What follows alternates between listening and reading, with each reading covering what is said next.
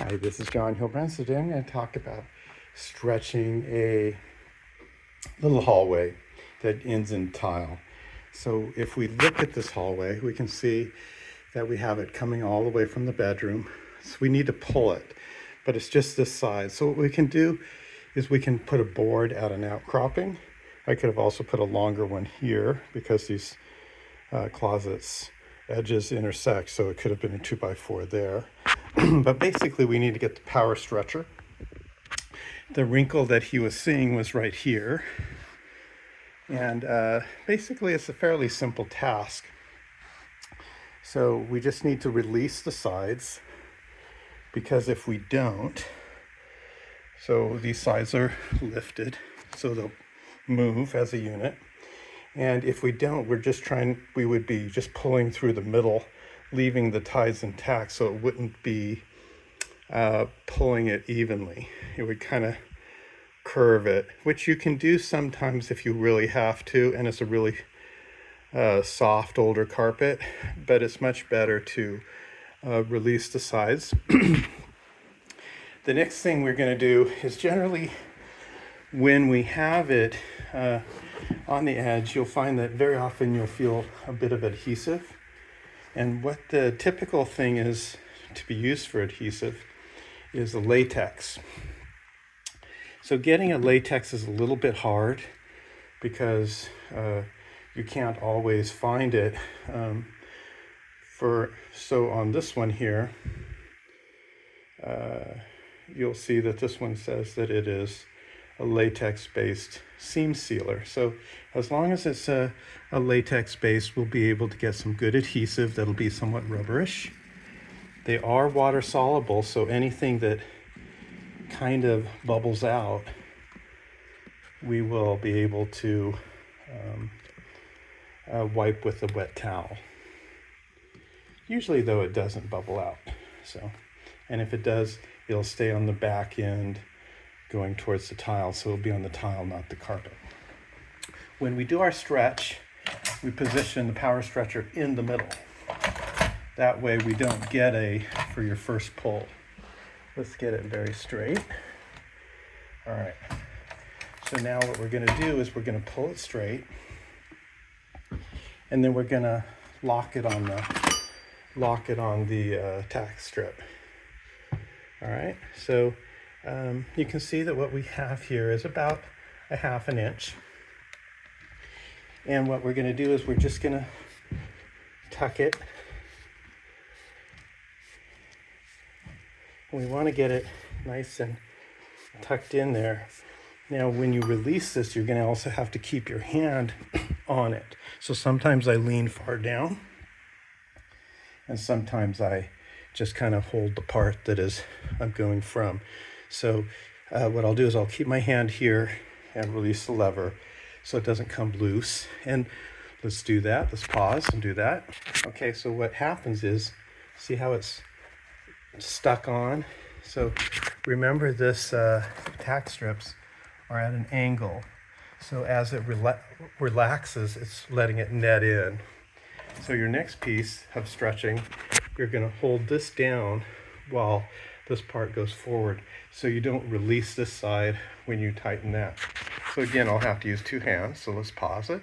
Okay, so now we can kind of feel that this is gathered all along this. We still have the looseness here and the looseness here.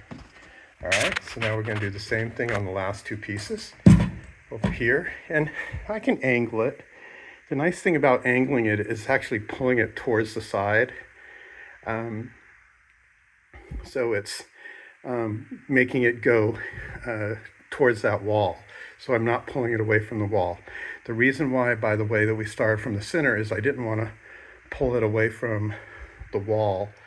So if I started here at an angle, this whole carpet would have shifted over and we'd have a gap on this side. Okay, so you can kind of see that we kind of have a straight line until we get to this part that isn't stretched. So this part is further down. All right, again, everything's holding on nice and tight.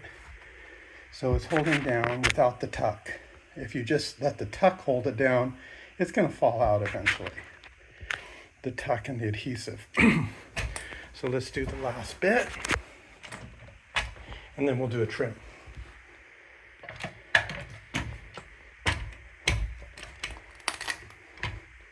I should have had my hand here, but it'll still be okay because I'll just push it in again.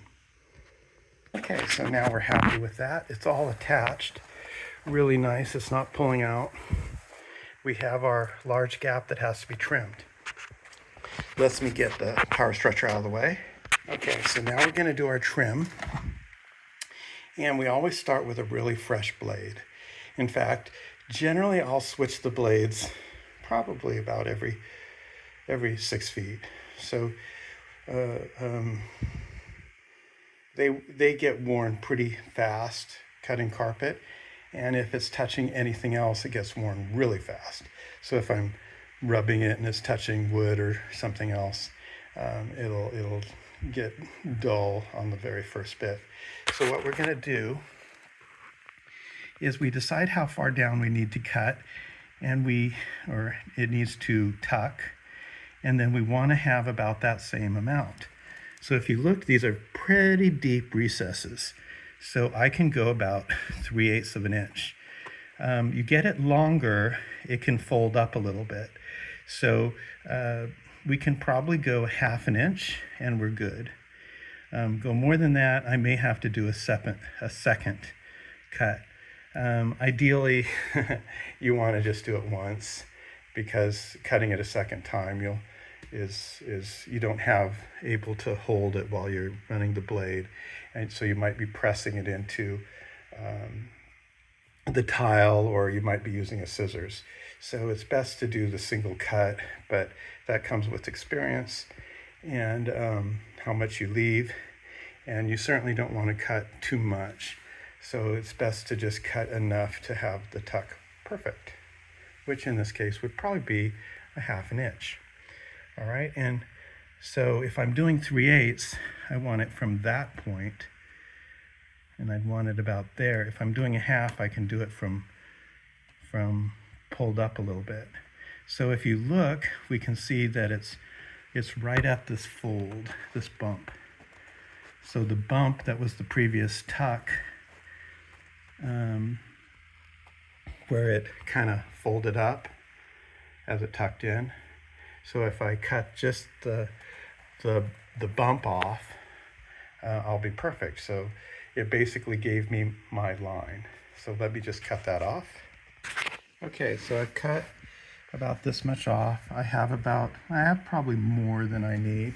Let's see how it tucks, and that'll tell me if I need to cut more or not. Maybe it's deeper than I thought, or something else like that. So let's do that.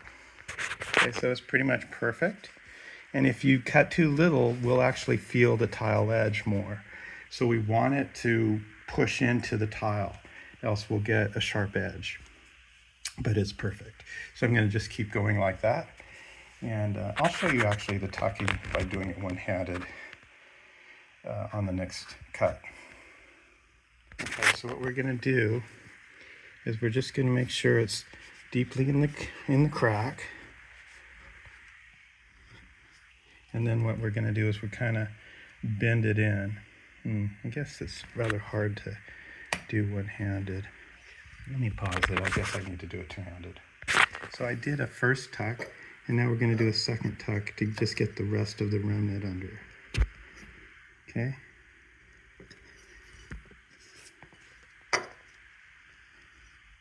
There's a little piece of wood there. I don't know where that's from. Let's flip that out.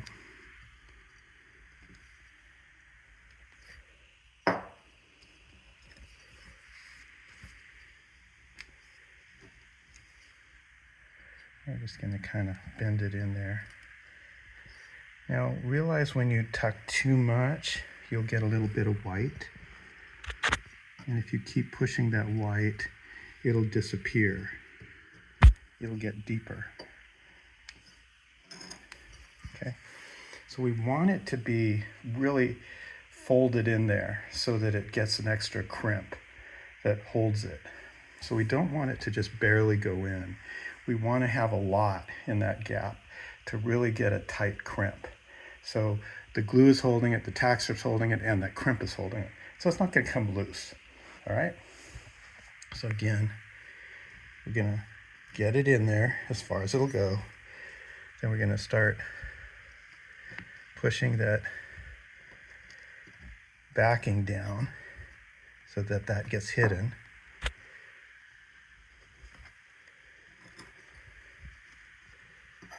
So, because we don't want to see backing, we want to just see the fiber tips. You can rub it, and then anything that's like this, we would trim off. Okay, let me finish it off, and then I'll do a final top.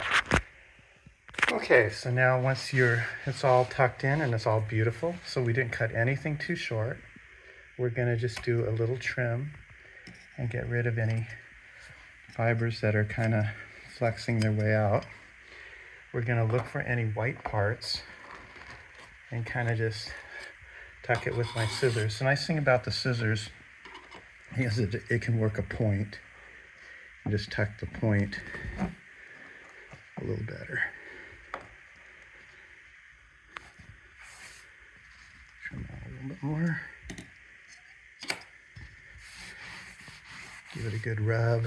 Look for anything loose and frayy so that won't later bother them. All right, so that's nice and tight. So we cut off looks like about 1/2 inch. And you can see that this often happens where you're cutting right in the soft area where it's folded. That actually is lower than the soft area. But often you're cutting just like right here, just the soft area off. It's because it's been stretched at this point to get it pushed in. And so it's a little soft there. So you just are cutting that little lip off. That usually is the perfect amount, so it's kind of nice that it sets it for you. All right, stretching a sidewall. So what we're going to do with the sidewall here is there doesn't have to be that much stretch. And one of the nice things about having a wall right behind you is you actually don't do a kick. You have the right length on your kicker, and my foot is kind of doing a power stretch. So I'm just kind of giving it a push.